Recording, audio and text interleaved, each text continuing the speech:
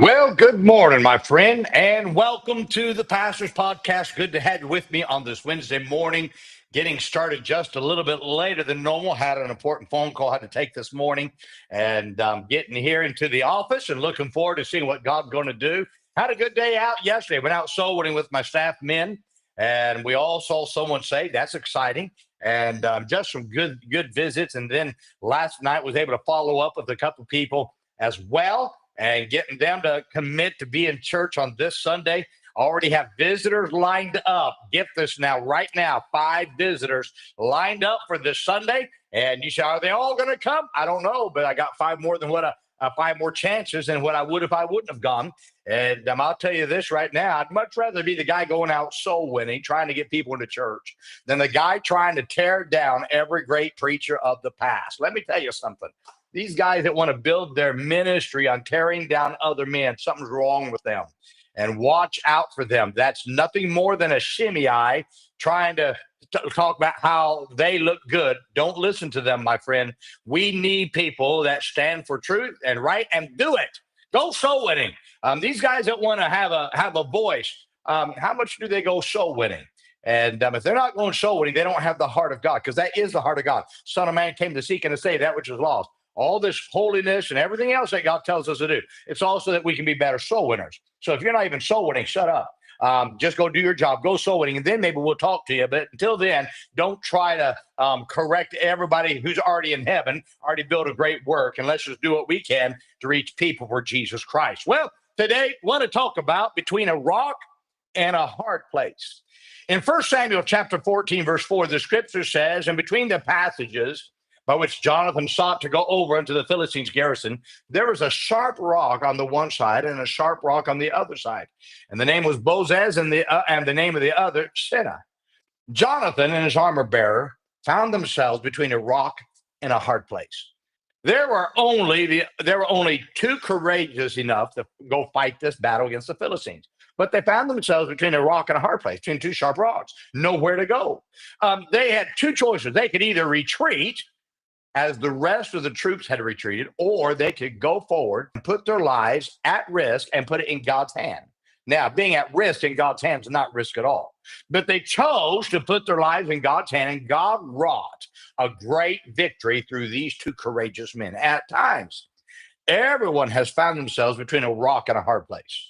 Many have found themselves in a situation where there seems to be no way out. And their choices are either to retreat or go forward through the hard times. Now, one thing I've learned from the lives of others is that retreating does not make the trials easier. The only thing that happens when you retreat is that people often compromise to justify their retreat. Now, I would rather put my life in God's hand in the battles than to retreat and eventually compromise. And Jonathan's choice to go forward gives the believers several lessons about what to do when they find themselves between a rock and a hard place. First, never look back. Now you never see Jonathan considering retreat or even looking back.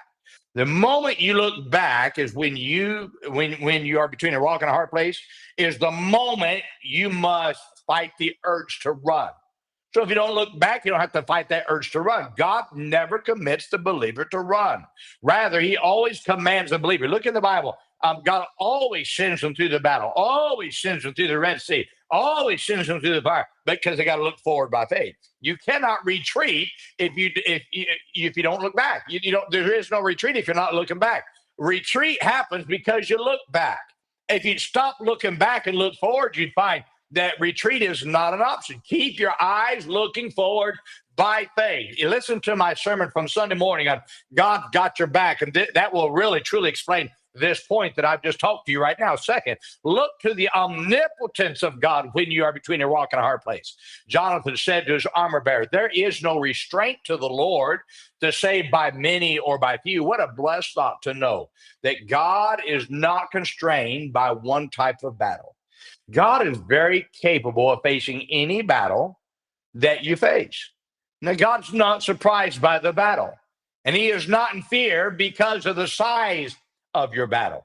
The sooner you realize there is no restraint to God because of the battle, is the sooner that you will have faith to go forward. So understand, look to God's omnipotence, and you won't be looking back. You won't look back and consider retreat. Third, never allow the loneliness of the battle cause you to retreat. Now, this is key right here.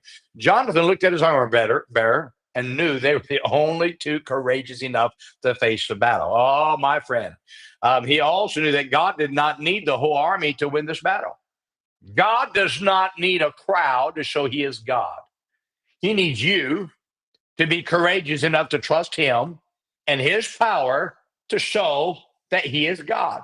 God has often won battles most of the time with minorities, with the minority, the small crowd.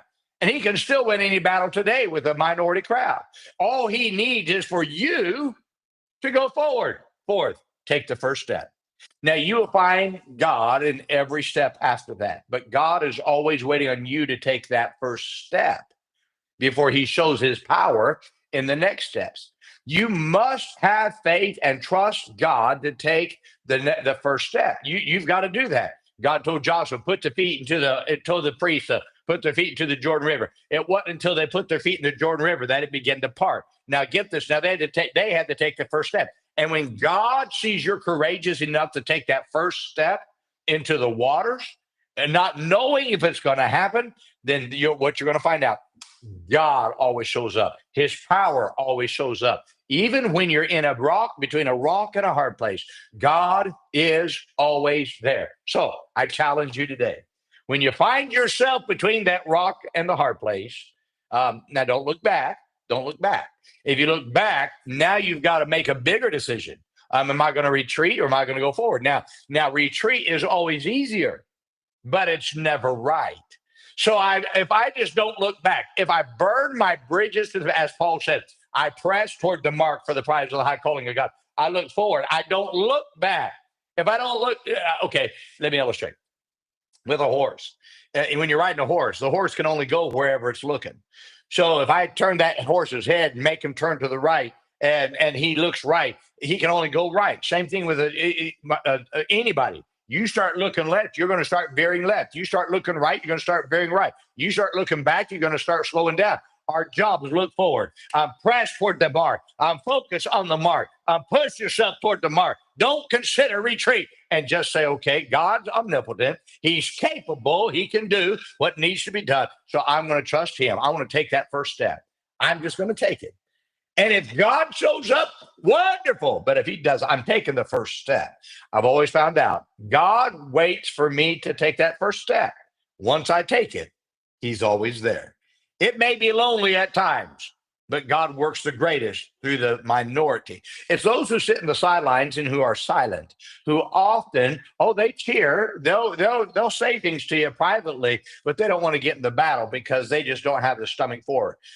Can I say a bunch of cowards? Bunch of cowards. We need some people that will say, let's jump in the battle. Let's do something for God. Let's see what God can do through us. Well, I hope this is a great help and an encouragement to you today. Now, let's remember today, be good to everyone.